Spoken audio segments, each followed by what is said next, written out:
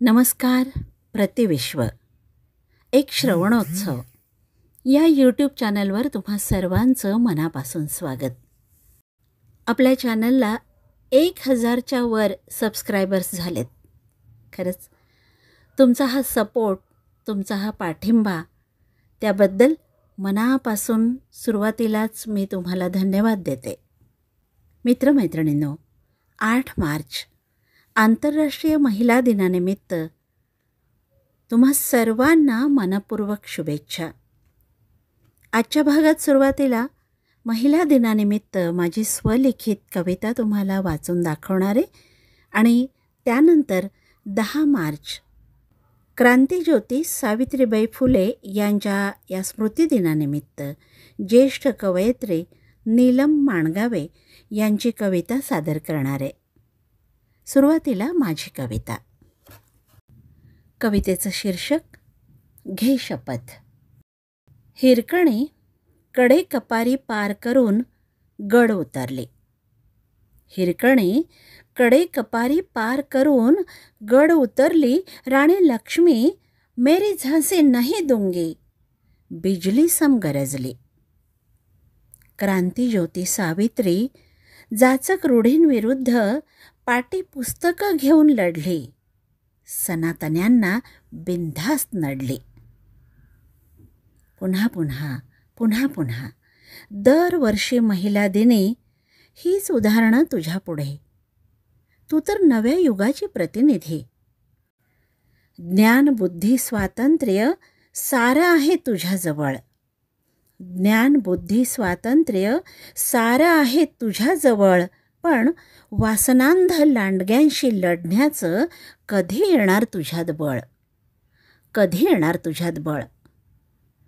एकदाच त्याच्या पौरुषावर उचललात. एकदाच त्याच्या पौरुषावर उचललात. सारं बळ एकवटून कर प्रहार. महिला दिनी घे शपथ.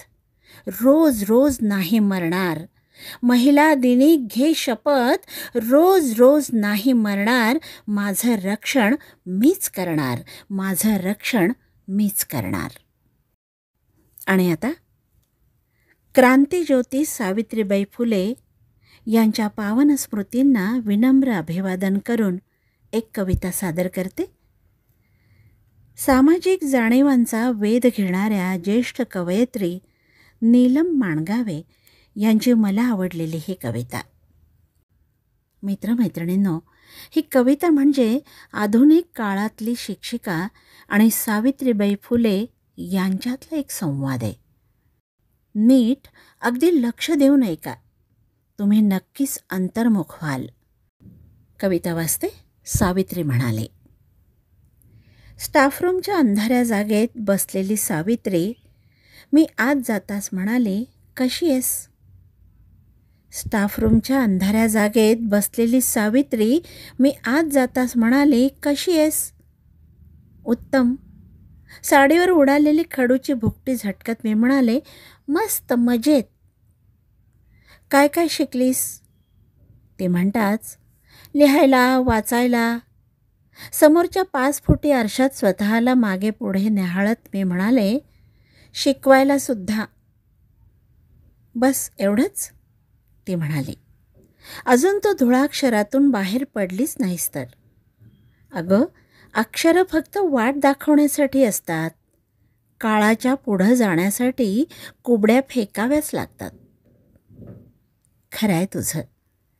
खडू आणि डस्टर घेऊन बाहेर जात मी म्हणताच थांब, ते हुकमी आवाजात म्हणाले. मीच जाते शिकवायला, शब्दांच्या पलीकडचं नव्यानं काही सांगायला. मी हसले म्हणाले, अगं, मागचा शिरणा दगडांचा मारा विसरलीस की काय? पण आता तयारी ठेव. ॲसिडची, चाकूसुऱ्याची, रॉकेलची, स्टेनगनच्या वर्षावाची, विटंबनेची, वस्त्रहरणाची आणि हो, बलात्काराची सुद्धा. क्षणभर ती शहारली आणि बाहेर पडली ताठ मानेनं. तिच्या कपाळावरची चिरी पेटली होती निर्धारानं. तिच्या कपाळावरची चिरी पेटली होती निर्धारानं.